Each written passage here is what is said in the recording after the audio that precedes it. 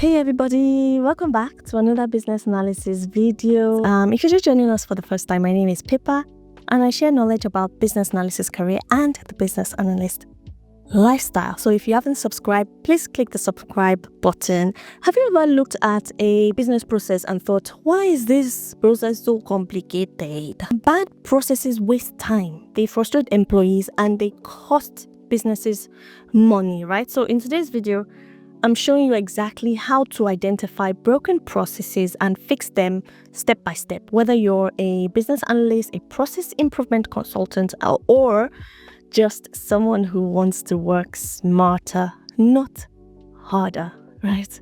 So if you want hands-on practice with process mapping, check out my business analysis membership space where we deep dive into real-world process improvement projects. So step one to fixing processes is to spot the symptoms of a broken process. The first step is recognizing when a process is broken, right? Here are some key red flags. Number one is delays and bottlenecks, right? Tasks take too long because they pass through many people. Another red flag is high error rates. Constant mistakes mean that the process is unclear or insufficient. Another red flag is duplicate work, okay? People redo the same task because there's no streamlined system. Another red flag is customer complaints. If customers are frustrated, your process isn't working well, right?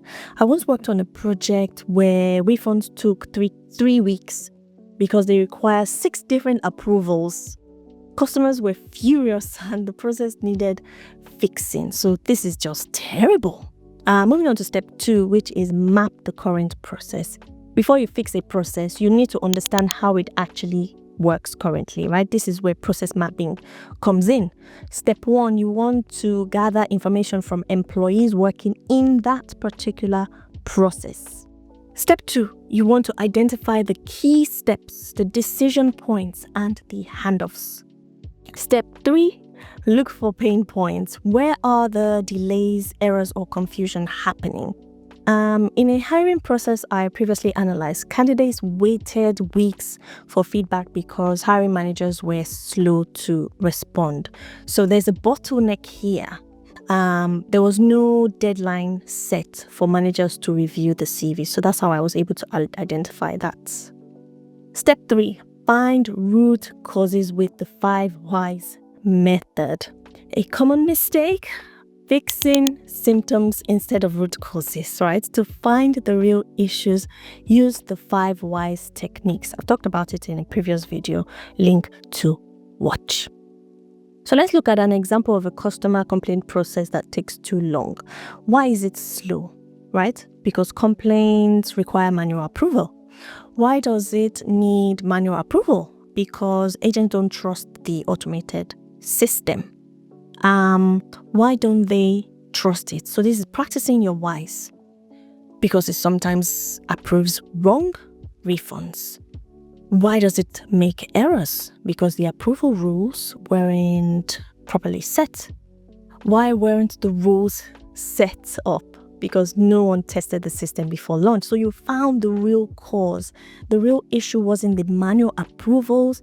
It was the poor system testing before implementation. Moving on to step 4, design the improved to-be process. So once you know the root cause, you can redesign the process. And here's what to focus on. Simplify the steps, remove any unnecessary approvals or handoffs, and automate where possible. Maybe use AI or software to speed up any repetitive tasks. Clarify the roles, ensure that everyone knows their responsibilities on the process, right? So in the hiring example that I gave earlier, we automated the interview scheduling and the response times improved. Step 5, test, implement, and monitor the changes, right? Fixing a process isn't just about designing a new flow. You need to test it, you need to get feedback, and you need to track the results, right? So you want to pilot the new process with a small group and then gather feedback and tweak any improvements. You want to track key performance metrics to measure success. Right? So in our refund process example, the complaints dropped by a lot and customers were happier. Bad processes waste time and money, right? But you now know how to identify issues, map processes, and make impactful improvements. Do you want to practice process mapping and real-world business analysis? Join my business analysis membership platform where I teach step-by-step improvement techniques. And tell me in the comments section, what is the worst business process you've ever seen? Let's discuss. As always, please don't forget to like, subscribe, share this video. You never know who it might help. Till I see you in my next one. Peace.